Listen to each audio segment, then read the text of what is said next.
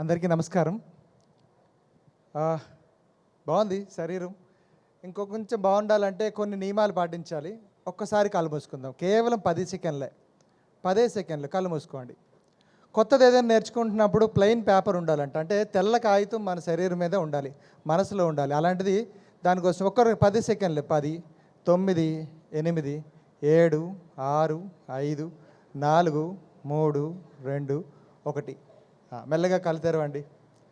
శరీరాన్ని ఇచ్చిన తల్లిదండ్రులకి, శరీరాన్ని పోషించిన ప్రకృతికి అండ్ మరోవర్ జ్ఞానాన్ని ఇచ్చిన గురువులందరికీ మరొకసారి ధన్యవాదాలు తెలుసుకుంటూ ఒక చిన్న కార్యక్రమం, అంటే మీ ఆరోగ్యం గురించి. ఇంతవరకు చెప్తున్నారు, ఇది అంటుకున్న శరీరం ఏంటంటే ఈ గోమాత సురేష్ అనేది ఈ శరీరానికి అంటుకుంది. అందుకని నేను ఎప్పుడు అంటుంటాను, ఈ శరీరం పేరు సురేష్ అని చెప్పుకుంటుంటాం. అదే భాగంగా ఈరోజు కొన్ని విషయాలు మనం ఆరోగ్యం గురించి నాకు చెప్పన్నారు, అవి కొన్ని మాట్లాడుకుందామండి. ముఖ్యంగా పెద్దవారు అంటే తాతయ్య అని పిలుచుకుంటాం. లాస్ట్ టైం కూడా చెప్పడం జరిగింది. తాతయ్య అని పిలుచుకున్నప్పుడు అతనికి అతని మెడలో మరొక హారం దొరికింది. నెక్స్ట్ ఆ హారం ఏంటంటే ప్రపంచ ధ్యాన దినోత్సవం. తెలియకుండా కొంత వ్యక్తులు మామూలుగా రాళ్ళు ఇసురుతుంటే అవి రత్నాలు అయిపోతూ ఉంటాయి. అలాంటిదేదో మనం ఈరోజు చూసాం. ప్రపంచాన్ని గుర్తించింది ధ్యానాని కోసం, ఒక రోజు అంటూ కేటాయించింది. అసలు నిజంగా చెప్పాలంటే ఎన్నో ఆలోచించి మనకి ఈరోజు ఈ ప్రాంగణానికి తీసుకొచ్చి ధ్యానాన్ని మనకు అలవాటు చేశారు. అది ప్రపంచం ఇప్పుడు గుర్తించింది. అలాంటప్పుడు అతనికి ఒక స్మరణ అంతే. నెక్స్ట్ ఈరోజు నాకు ఆరోగ్యం గురించి మాట్లాడారు కాబట్టి ఉద్ధరైన ఆత్మానం ఎవడిని వాడే ఉద్ధరించుకోవాలని చెప్పేసి భగవంతుడు శ్రీకృష్ణుడు చెప్పి ఉన్నాడు. అట్లా 80% రోగాలకి మందులే లేవు. నిజానికి దానికి అవసరమే లేదు. కేవలం 20% రోగాలకి మాత్రమే మనం మందులు వాడుతున్నాం, రిపోర్టులు తీసుకుంటున్నాం. ఇంత భయపడిపోతున్నాం. 80% రోగాలు మనమందరం ఆరోగ్యంగా ఉన్నాం కదా. ఎవరైతే బాగోలేని వాళ్ళందరూ హాస్పిటల్లో తిరుగుతున్నారు, మందులు వేసుకుంటున్నారు. ఏదో ఈ కార్యక్రమం రాలేకపోయారు. కేవలం 20% రోగాలకి మాత్రమే. సో మనం భయపడాల్సిన పని లేదు. ఎందుకంటే మన ఆహారంలోనే అలాంటివన్నీ ఉన్నాయి. ఈరోజు ఆ విషయాలు తెలుసుకోబోతున్నాం. తర్వాత ప్రకృతితో కలిసి నడిచిన మానసిక శారీరక దృఢత్వం ఉన్న మనిషి ఇప్పుడు లేడు. ఎందుకు? ఆ కంచు పాత్రలు, ఇత్తడి పాత్రలు మోసి ఎద్దుల్ని పట్టుకొని లేకపోతే ఇంత నాగలి దున్ని మనుషులు ఏమిటంటే ఎందుకు తగ్గిపోయినాడంటే కొన్ని కారణాల వల్ల. ఆ కారణాలు ఏంటో మనం తెలుసుకున్నాం అనుకుంటే అప్పుడే మనం ఆరోగ్యవంతులు అవుతున్నాం. ఆరోగ్యం అనేది మన చేతుల్లో ఉంది. ఎక్కడో హాస్పిటల్లోని రిపోర్టుల్లోని మందుల్లో లేదు, మన శరీరంలో ఉంది. ఆ దృఢత్వం, మానసిక దృఢత్వం కానీ అండ్ శారీరక దృఢత్వం కానీ మనకు కావాలి అంటే ఏమేమి చేయాలి అనేది చిన్నగా తెలుసుకుంటాం. నెక్స్ట్ రోగాలు రావడానికి కారణాలు ఏంటి? మీరు అందరూ చాలా వరకు వినే ఉంటారు, కానీ ఒక డిఫరెంట్ కోణంలో నేను చెప్పబోతున్నాను అనుకుంటున్నాను. అది చూడండి, ముక్కు ద్వారా రోగాలు వస్తాయంటే అంటే గాలి.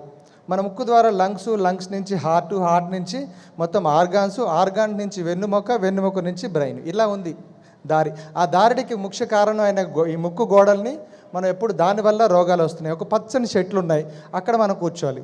ఎక్కడైతే స్వచ్ఛమైన గాలి దొరుకుతుంది, లేకపోతే మన ముక్కు రెండు రంధ్రాలు ఫ్రీగా ఉండాలి. అలాంటి దగ్గర మనం ఎప్పుడైతే ఈ గాలి తీసుకుంటున్నామో ఆటోమేటిక్గా ముక్కు ద్వారా మనకు ఆరోగ్యం వస్తుంది. తర్వాత నోరు. ఉదయం లేచినప్పటి నుంచి రాత్రి పడుకునేంత వరకు జీవితాంతం తింటూనే ఉన్నాం. ఆ తిన్న రోగాలు ఎక్కడి నుంచి వస్తున్నాయి? నోటి ద్వారా వస్తున్నాయి. నోటి నుంచి పొట్ట నుంచి ప్రేగుల నుంచి మన శక్తి నుంచి పురీషం ద్వారా మొత్తం అంతా బయటకు వస్తుంది. అంటే నోరు ద్వారా కూడా రోగాలు జరుగుతున్నాయి. అంటే రోగాలు రావడానికి కారణాలే కూడా మనం తెలుసుకోవాలి. తర్వాత అత్యాస. ఈ రెండు ఫిజికల్గా చెప్పాను. ఇప్పుడు మానసికంగా అంటే ఇంకా కావాలి, ఈ శరీరానికి ఇంకా కావాలి, మనసుకి ఇంకా కావాలి.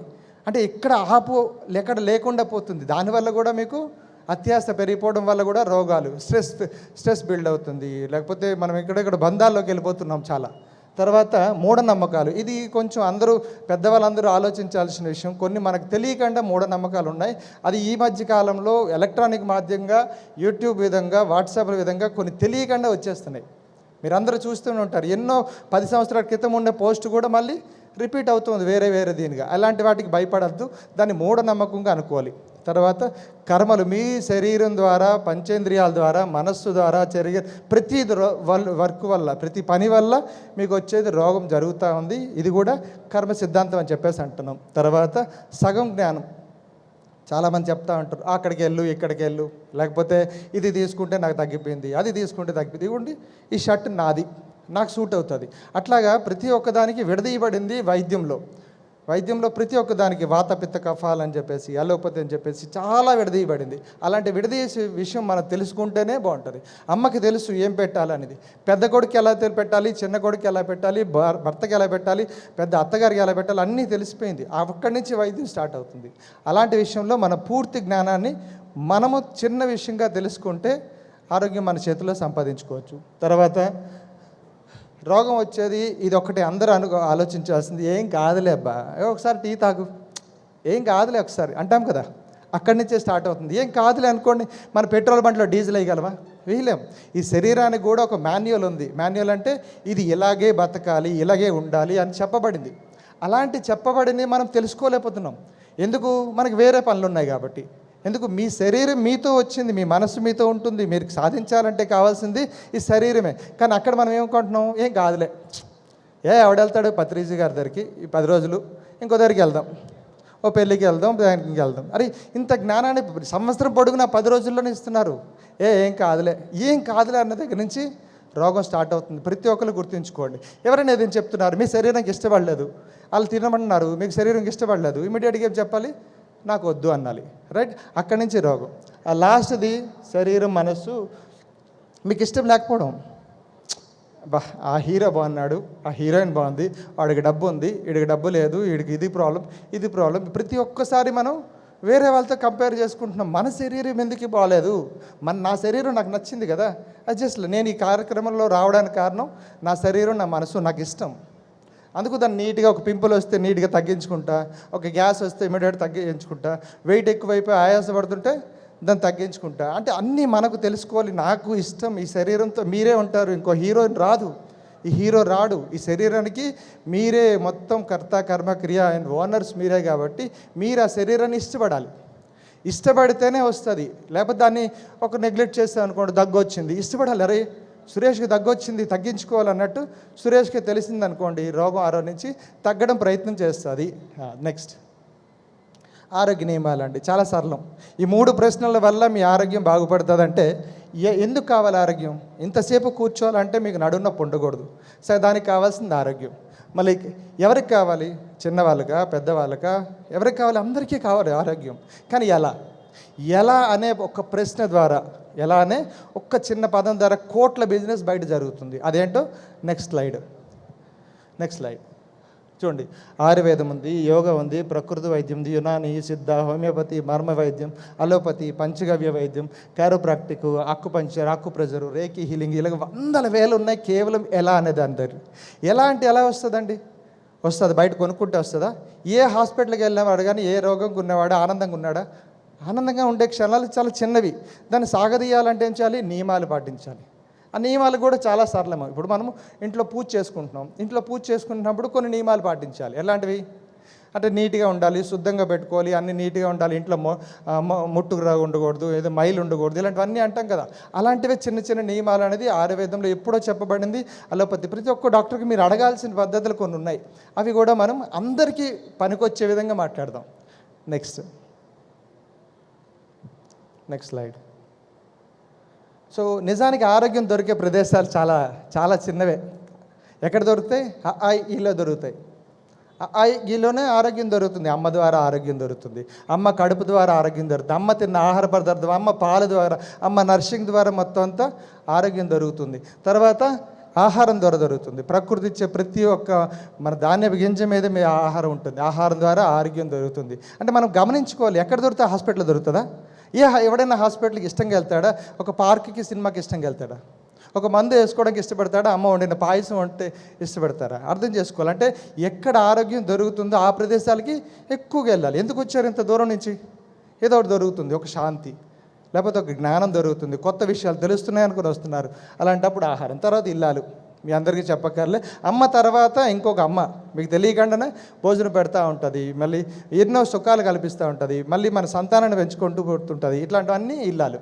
సో ఇక్కడ కూడా చాలా ఆరోగ్యం ఉంటుంది. తర్వాత ఈశ్వరుడు, మీరు నమ్మే దైవం ఏదైతే ఉందో, ఆ శరణాగతి ఏదైతే ఉందో అదంతా ఉండాలని చెప్పేసి ఈశ్వరుడు.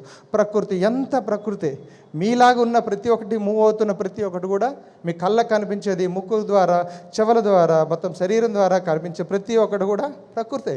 తర్వాత లాస్ట్లో సిరి సంపదలు. మీరు ఎంత సంపాదిస్తారో, ఏం సంపాదిస్తారు? చప్పట్లు, దీవెనలు, రైట్, ఇంకేం చెప్పుకుంటారు? ఆశీర్వాదాలు. ఇవే సిరి సంపదలు. సిరి సంపద అంటే ఈరోజు మీ లోపల ఉన్న పాకెట్ నా లోపలికి వస్తుంది, అది కాదు సిరి సంపదల. ఆరోగ్యం, ఆనందంగా వెళ్ళిపోవడం, అలాంటివన్నీ కావాలి. అవి సిరి సంపదలు. అక్కడ దొరుకుతుంది ఆరోగ్యం. తర్వాత నెక్స్ట్, ఆరోగ్యానికి 6 సూత్రాలు. ఇదొక్కటి మీరు ఒక్కటి గుర్తుంచుకోండి. దీన్ని కొంచెం సాగదీస్తా. మనకి మళ్ళీ నేను ఉదయం మందులు వేసుకోవాలా, సాయంత్రం మందులు వేసుకోవాలా, ఏ ఇంజెక్షన్ వేసుకోవాలి, ఇలాంటివే ఉండవు. అందరికీ ఒకటే. ఇక్కడ ఉన్న ప్రతి ఒక్కరికి ఒకటే. ఒక్క జంతువులు తప్పించి మిగతా అందరికీ ఆరోగ్యం కావాలనుకుంటే నేను రాసుకున్నది, మళ్ళీ ఇంకెవరు అనద్దు. ఇది నేను అనుకునేది. అందులో ముందుగా శుద్ధి క్రియలండి. అంటే మన కళ్ళు, ముక్కు, నోరు, చెవులు, లోపల ఉన్న కిడ్నీస్, ఇంటెస్టైన్, ఇవన్నీ శుద్ధి క్రియలు ఉంటాయి. దాన్ని షట్క్రియలు అంటారు, పంచకర్మలు అంటుంటారు. ఇట్లాంటి అన్ని పేర్లతో ఉంటే చాలా సరళం. నేను కూడా ఎక్కడి నుంచి ఊడిపడలే, నాకు కూడా మెల్లిగా కష్టపడితే ఇవన్నీ అర్థమైంది. సో అందుకే శుద్ధి క్రియలు. కళ్ళు క్లీన్ చేసుకున్నారా, ముక్కు క్లీన్ చేసుకున్నారా, చెవులు క్లీన్ చేసుకున్నారా, చిన్న విషయాలే కదా. సో దానికి ఏమేమి చేయాలి, ఎలాంటివి వాడాలనేది పెద్ద పెద్ద గ్రంథాలే రాశారు. సో అలాంటి గ్రంథాల్లో ముఖ్యంగా ఏంటంటే మనం శుద్ధి క్రియలు, షట్ క్రియల్స్ అంటారు యోగాలో.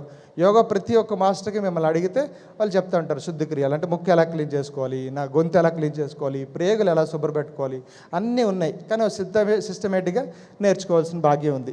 తర్వాత ఇబ్బంది లేని వ్యాయామం. ఎంతమంది డాన్స్ చేశారు, అదొక వ్యాయామం. కూర్చొని లెగుస్తున్నారు, ఒక వ్యాయామం. చేతులు కదుపుతున్నారు, వ్యాయామం. మెడలు కదుపుతున్నారు.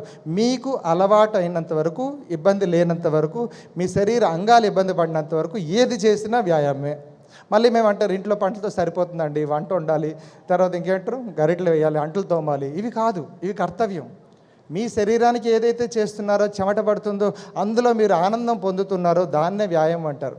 నేను మళ్ళీ 5-5 కిలోమీటర్లు వెళ్తాను, మళ్ళీ నడుము నొప్పులు తెచ్చుకుంటారంటే కాదు. ఇష్టం లేని, ఇబ్బంది కరగని వ్యాయామం. అది ఏదైనా కావచ్చు. ఒక అరగంట, గంట, మీ తీరిక బట్టి అందరూ చేయాల్సిందే. ఎందుకంటే రక్తం వృద్ధి చెందాలి అంటే వ్యాయామం ఒకటే. ఇంతసేపు మీరు కూర్చున్నారు, మళ్ళీ లేచి ఒకసారి నడుము అటు ఇటు అన్నారనుకోండి, అది వ్యాయామే. కానీ సిస్టమేటిక్ నుంచి తల నుంచి కాళ్ళ వరకు చిన్నపాటి వ్యాయామం చేసుకోవచ్చు. తర్వాత ఇది చాలా ఇంపార్టెంట్, చేసే పని, వ్యాధి బట్టి ఆహారం, ఔషధం. చాలామంది వెళ్తున్నారు, రిపోర్టులు తీసుకుంటున్నారు, మళ్ళీ వచ్చేస్తున్నారు, మందులు వేసుకుంటున్నారు, తగ్గట్లే. ఎందుకు అంటే రిపోర్టుల తర్వాత ఉండాల్సిన నియమాలు అంటే పథ్యం అపథ్యం అని చెప్పాలి. ఇవి తినాలి, ఇవి తినకూడదు, ఇవి తినాలి, ఇవి తినకూడదు ఎవరు నిర్ణయిస్తారు? డాక్టర్ నిర్ణయిస్తాడు. అది ముందు అడగండి. ఎందుకు వచ్చింది రోగం? తినబట్టే వచ్చింది కదా. ఏదైతే తింటున్నామో అది ఎక్కువ తినేస్తున్నాం. ఆ తినేది అరగకపోవడం వల్ల వచ్చిన రోగాన్ని మనం అర్థం చేసుకోక అది ఓన్లీ మందుల ద్వారా తగ్గిపోద్ది అనుకుంటున్నారు. మందులు మీరు 1% 1% కంటే ఇంకా తక్కువ శాతమే తీసుకుంటున్నారు. కానీ శరీరంలో చాలా ఎక్కువగా ఆహారం వెళ్తుంది. మీరు అడగాల్సింది తినచ్చా, తినకూడదా, వాటి టైం తీసుకోండి, ఎక్కువ తీసుకొని అడుగుతుండాలి. ఇది ఏం తినాలి? చాలామంది నా దగ్గరకు వచ్చిన వాళ్ళందరూ నాకు బీపీ ఉంది అంటారు. బీపీ ఉంటే అమ్మ మీరు చప్పటివి ఏదైనా చల్లడివి తింటున్నారు, లేదండి బిర్యానీ తిన్నా, మంచిగా అల్లం పచ్చడి వేసుకొని బాగా తిన్నా, మనకి బీపీలు ఎలా తగ్గుతాయి? అంటే ఇట్లాంటివన్నీ ఫస్ట్ తగ్గించాల్సింది ఆహారం, మార్పులు చేయాల్సింది ఆహారం. అప్పుడు ఔషధం అనేది ఆహారంగా మారుతూ ఉంటుంది. తర్వాత కోరికలు. ఈ 3 ఒక మన సైకలాజికల్ అంటే ఫిజికల్గా ఉండే ప్రాబ్లమ్స్. తర్వాత సైకలాజికల్గా చెప్తున్నా, కోరికలు కనండి, కానీ దాన్ని తీర్చుకోండి. ఈ శరీరంతో మీరు వచ్చారు కాబట్టి కోరికలు ఎవరికి అది అన్లిమిటెడ్ ఉంటాయి. ధ్యానం చేసిన వారికి కొంచెం తక్కువ ఉంటాయి, ఎందుకంటే ధ్యానంలో వాళ్ళు సంతృప్తి పొందుతారు. సో అందుకని మనం చేయాల్సిన పని ఏంటి? ఏదో కోరిక వచ్చింది, దానికి తీరే మార్గాలు అనుభవించారనుకోండి, అప్పుడు హార్మోన్స్ చేంజెస్ బాగా జరుగుతాయి. హార్మోన్ చేంజెస్ అంటే చాలామంది వస్తుంటారు ఆడవాళ్ళు, నేను మంచి డిగ్రీ చదువుకున్నానండి, ఫస్ట్ క్లాస్లో ఉంది, బట్ నాకేమవుతుంది, నాకు ఇంట్లో పెళ్లి చేసి పిల్లల్ని కానీ ఇస్తారు, నేను జాబ్ చేయాలి. జాబ్ చేస్తే ఆ థైరాయిడ్లు తగ్గుతున్నాయి. ఏదో ఒకటి ఉపాధి అది కలిగించాలి. వాళ్ళలో ఉన్న ప్రతి ఒక్క కోరిక, అనదొక్కున్న చంపుకున్న కోరికలు ఏవైతే ఉన్నాయో అవసరమైనంత వరకు ఇబ్బంది లేకుండా తీర్చుకుంటే హార్మోన్స్ చేంజెస్ అనేది మెల్లగా వస్తాయి. ఎంతోమంది ఏడుస్తున్నారు కోరికలు తీరకపోవడం వల్ల. ఆ కోరికలు తీరకపోతే ఏమవుతుంది? హార్మోన్స్ ఇంబ్యాలెన్స్ అవుతుంది. ఈరోజు ఏదో నేను పెసరట్టు తినాలనుకుంటున్నాను, అప్పుడు ఏం చేయాలి? వెళ్ళాలి. పెసరట్టు ఎక్కడ దొరుకుతుంది అక్కడ వెళ్ళు తినాలి. కానీ అక్కడ వాడేవాడు దోశ ఇచ్చాడు, మసాలా దోశ ఇచ్చాడు. నో, నాకు పెసరట్టే కావాలని ఉన్నారనుకోండి, వాళ్ళకి హార్మోన్స్ బ్యాలెన్స్ అనేది ప్రాపర్గా జరుగుతుంది. అందుకు అది మానసిక రోగం అని చెప్పిన. తర్వాత శరణాగతి. మీకంట స్థాయిలో పెద్దగా ఉన్న వాళ్ళ దగ్గర అంతా సరెండర్ ఉండాలి. అంటే ఆస్తి కావచ్చు, హైట్ కావచ్చు, రంగు కావచ్చు, పరపతి కావచ్చు, జ్ఞానం కావచ్చు, మీకంటే వయసు ఒక రోజు ఎక్కువ ఉన్న వాళ్ళు కూడా శరణాగతి, సరెండర్ మోడ్స్. అంటే మీరు ఈ శరీరాన్ని తీసుకుంటున్నప్పుడు కొందరు అవసరపడ్డారు కదా, ఆ అవసరపడిన ప్రతి ఒక్కరితో మీరు ఎలా ఉండాలి? శరణాగతి. మిమ్మల్ని ఎదుగుదల చేస్తున్న ప్రతి ఒక్కరి దగ్గర మనం శరణాగతిగా ఉన్నారనుకోండి, హార్మోన్స్ చాలా ప్రశాంతంగా ఉంటాయి. వాడికి ఏం తెలుసులే, నీకు తెలుసా? అప్పుడు నీకంటే పైన ఒకరు ఉన్నారు కదా నీకు తిండి పెట్టేవాళ్ళు. సో వాళ్ళని కూడా మనం శరణాగతిగా ఉండాలి. శరణాగతిగా ఉండడం వల్ల ఏమవుతుంది? మానసిక తృప్తి జరుగుతుంది, లేకపోతే ఇంకా ప్రశాంతత పెరుగుతుంది. ధ్యానం ఎక్కువసేపు చేస్తున్న వాళ్ళందరికీ ఇది చాలా ఇంపార్టెంట్. చాలామంది ఏమంటారు? నాకు తెలిసిపోయింది అంటారు. నాకు తెలిసిపోయింది కాదు, ఇంకా పెద్దవాళ్ళు ఉన్నారు కదా, ఇంకా పై స్థాయి, ఇంకా పై స్థాయి, ఇంకా పై స్థాయి అంటే మన ఒక మల్లె పువ్వు వాసన ఓ 3-4కి వెళ్తుంది. అదే ఒక పెట్రోల్ వాసన లేకపోతే ఇంకా ఎక్కువ మందికి వెళ్తుంది. అలా మీ శక్తిని పెంచుకోవాలనుకుంటే శరణాగతి ఇంపార్టెంట్. అట్లాంటిది దాని గురించి. రుణం లేని శరీర త్యాగం పత్రిజీ గారు చెప్పారు. అన్ని రుణాలు క్లియర్. సో అతను మనకు తెలిసినంతవరకు ఏంటంటే ఒక శరీరాన్ని నీట్గా వదిలేస్తున్నారు, అతను అనుభవిస్తుంటారు అవన్నీ. అది కూడా ఒక మంచి వేడుకగా జరుపుకోవాలని చెప్పిన మహాన్ వ్యక్తిది. నిజంగా ఎంత బాగా నేను చూశాను ఆ రోజు. అసలు ఎవరు ఏడుపు లేదు, హాయిగా ఉన్నాం, ప్రశాంతంగా ఉన్నాం. అంటే ఈ శరీరంతో వచ్చిన ప్రతి ఒక్క పని అతను ఫిల్ చేస్తున్నారు. అలాగే మనం కూడా రుణాలు ఏవైతే ఉన్నాయో ప్రతి ఒక్కరికి రుణం తీర్చుకునే విధానంలో పాటించండి. షుగర్ ఉంది, బీపీ ఉంది, ఇవి ఉంది, అవి ఉంది, వద్దు. ఈ శరీరం ఏమీ లేకుండా వచ్చింది. ఆ ఏమీ లేని స్థితికి మళ్ళీ మీరు వెళ్ళాలంటే కొంచెం సరళమైన ఆరోగ్యం గురించి తెలుసుకోవాల్సిన బాధ్యత చాలా ఉంది. నెక్స్ట్ ఇవి నేను కొంచెం వాళ్ళకి అంటే ఇవన్నీ సక్సెస్ ఉన్నాయి. సోరియాసిస్ మీ అందరికీ చిన్నగా తెలియాలంటే, గట్టిగా ఉన్న ఆవు పేడ, దేశీయ ఆవులు ఏదైతే ఉందో అదేంటి పేడ అంటే ఏంటి? ఆకులు తాలూకు రసాలు. అదేవిధంగా పుట్టమని అంటారు, అదే నల్లమట్టి లాంటిది. తర్వాత బావంచాలు, మంజిష్ట, వేప పొడి, కర్పూరం. వీటితోనే సోరియాసిస్ ఎక్కడైనా దురదలు ఉన్నాయి, చెప్పుకోలేని ప్రదేశాల్లో దురదలు ఉన్నాయి, కాళ్ళ దగ్గర దురదలు ఉన్నాయి, కాళ్ళ సందుల్లో, వేళ్ళ సందుల్లో దురదలు ఉన్నాయి. సో ఈ చంకల్లో కానీ బ్యాక్ కానీ ఎక్కువ వచ్చే సోరియాసిస్ అంటారు. అలాంటి వాటికి మీరు మెల్లిమెల్లిగా ఇబ్బంది పడకూడదు. మెల్లిమెల్లిగా తెచ్చుకొని మెత్తగా రోజు రాసుకొని ఎండలో ఉంటే చాలు. ఇట్లాంటి వాటికి మేము ఈ ఒక్క ఫార్ములాతోనే చాలా వరకు తగ్గినాయి సోరియాసిస్లు అనేది. అంటే చర్మ వ్యాధులు ఎక్కువ ఈ మెడిటేటర్స్ కానీ ఐసీలు అంటే ఎక్కువ ఏసీస్ దగ్గర ఉండే వాళ్ళకి, ఒక క్లోజ్డ్ ఏరియాలో ఉండే వాళ్ళకి వేడి ఎక్కువ తయారవుతుంటుంది. ఆ వేడిని తగ్గించుకునే వాళ్ళకి ఈ సోరియాసిస్ వ్యాధి అనేది ఎక్కువ జరుగుతూ ఉంది. అందుకని వీలైనంత వరకు ఇలాంటి ప్రయోగాలు చేస్తే చాలా వేగంగా తగ్గినాయండి. నెక్స్ట్ మోకాలు నొప్పులు ఉంటాయి.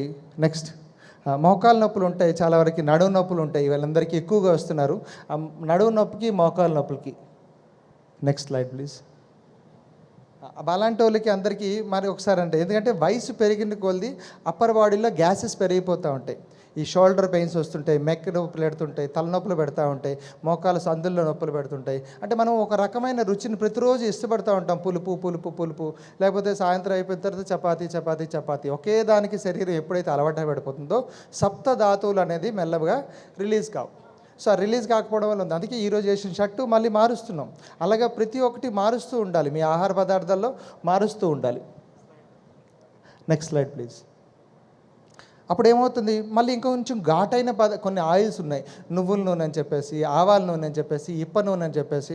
దీన్ని నొప్పి తగ్గినంత వరకు ఒక సవ్య దిశలో ఎవరైతే మెల్లగా రాసుకుంటున్నారో అలాంటి వాళ్ళకి మోకాలు నొప్పులు, నడు నొప్పులు తగ్గుతున్నాయి. మేమేం చేస్తామంటే ఆవు పేడ ఏదైనా నూనె బాగా మర్దించేసి, అంటే బాగా వేడి చేసి అది కాపడంలా పెడతా ఉంటాం. కాపడంలో గుడ్డకు పెట్టేసి వారానికి 2 సార్లు 3 సార్లు అలా పెట్టుకుంటే ఈ నొప్పులన్నీ తగ్గిపోతున్నాయి. ఒక వయసు అంటే 45 దాటిన ఆడవాళ్ళకి ఎక్కువ చూస్తున్నాం ఇక్కడ నడుము నొప్పులు, మోకాలు నొప్పులు పెరిగిపోతున్నాయి. దానికి ఇలాంటి చిన్న సరళమైన మార్పులు చేస్తే ఈ నడుము నొప్పులు, మోకాలు నొప్పులు చాలా వేగంగా తగ్గుతూ ఉన్నాయి. అదే మనకు కావాల్సిన నువ్వుల నూనె, ఇప్ప నూనె, ఆవాల నూనె, అవి చాలా సరళంగా వంటగదిలోనే చాలా వైద్యం ఉంటుంది. మళ్ళీ ఎక్కడెక్కడికో తిరగక్కర్లే. తిరిగిన తర్వాత ఏమొస్తుంది? అదేదో దస్తావేజుల్లాగా ఇన్ని రిపోర్ట్లు పెట్టుకుంటున్నారు. రిపోర్ట్లు అనేది కేవలం 3 రోజులు 30 నిమిషాలు కొన్ని ఉంటాయి. అవన్నీ చాలా టెంపరీ ఇప్పుడున్న వైద్య విధానం. సో మనం తినాల్సింది ఆహారంలో చిన్న మార్పులు. నెక్స్ట్ బాధ్యతలు అండి. ఇవి అందరూ పాటించాల్సిన బాధ్యతలు. అంటే మీలా వచ్చిన ప్రతి ఒక్క జంతువుకి మీరు కంపల్సరీ బాధ్యత వహించాలి దాన్ని. ఎందుకంటే ఇవన్నీ కర్మలు అంటుకుంటున్నాయి కదా.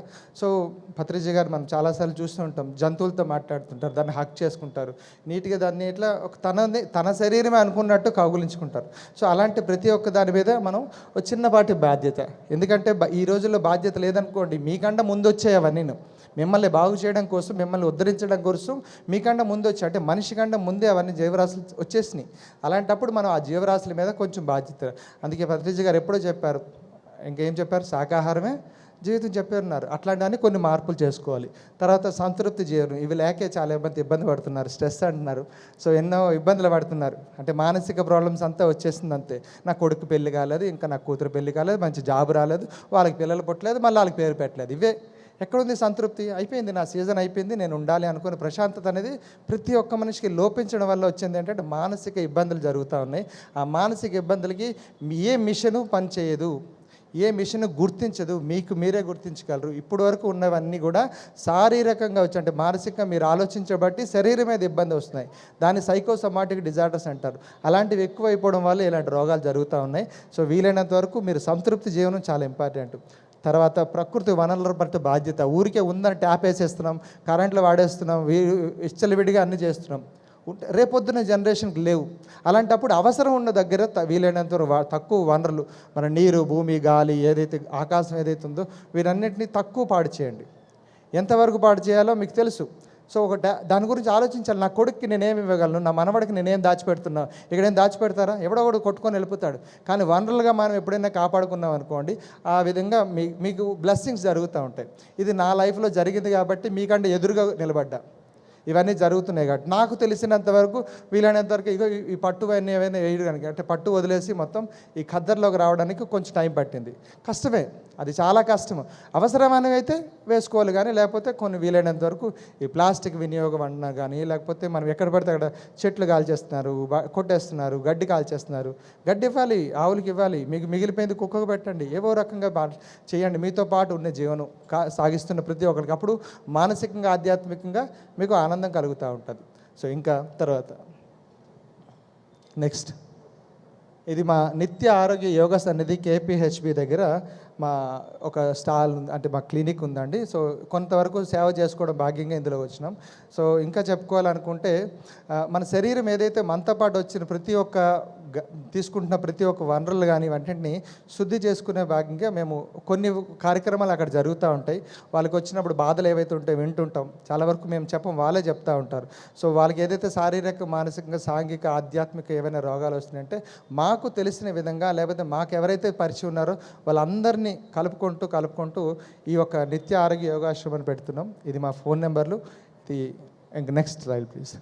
సో ఏదో ఒక శరీరాన్ని నడిపించుకుంటూ, అంటే ఇబ్బంది లేని జీవితాన్ని, ఎందుకంటే ప్రతి ఒక్కరు చెప్తూనే ఉన్నారు, యూట్యూబ్ ఆన్ చేసినా లేకపోతే ఎవరితో మాట్లాడుతున్నా ఇన్ని చిట్కాలు వచ్చేస్తున్నాయో. ఇందులో వైద్యం చేయడానికి ఏం లేదు, ఎందుకంటే వైద్యం ఆల్రెడీ మీ అందరి శరీరాల్లో ఉంది. కానీ దానికి ఒకసారి నేను తింటున్న ఆహారం కరెక్టా ఉందా లేదా అనేది అర్థం చేసుకోవాలి. Next slide please. ఇది మాది క్లుప్తంగా మా పరిచయం. ఎందుకంటే మళ్ళీ మా మిత్రులు హరిప్రసాద్ గారు ఉన్నారు, మర్మకాల వైద్యులు. సో వాళ్ళది కూడా ఉంది కాబట్టి ఈరోజు ఈ వేదికను మా ఇద్దరం పంచుకుంటున్నాం. ఈ గంట సేపు ఇంతసేపు ఇష్టంగా, కష్టంగా అయినా ఇబ్బంది లేకుండా నా మాటలు విన్నందుకు మీ అందరికీ మరొకసారి నమస్కారం అండి. మనకు తెలియకుండా ఎన్నో విషయాలు మనతో ఉంటాయి, కానీ దాన్ని ఎప్పుడైతే ఇలాంటి మాస్టర్లు కరుస్తుంటారో మనకు రిపీట్ చేసినట్లు ఉంటుంది. నిజంగా అన్నీ కూడా ఆరోగ్యం మన చేతిలోనే ఉంటుంది. ఆరోగ్యాన్ని పొందాలంటే ముందు మనం ఎలాంటి పద్ధతులు పాటించాలనేది ఈరోజు చక్కగా తెలుసుకున్నాము.